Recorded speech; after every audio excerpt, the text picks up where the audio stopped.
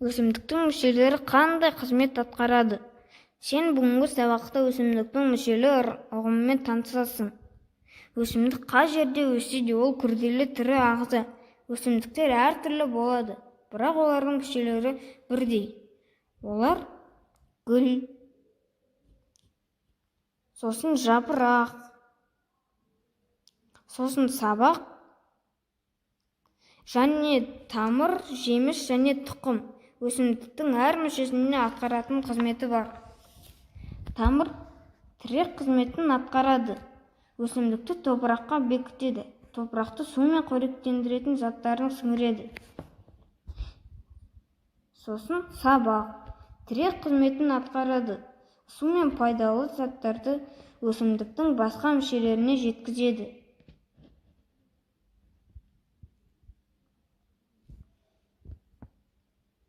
Жеміс дәндерді бүлінуден қорғайды. Жапырақ оның көмегімен өсімдіктерден қоректенеді, тыныс алады және күн жарығын сіңіреді. Сосын гүл жемістер мен дәндерді қалыптастыру үшін қажет.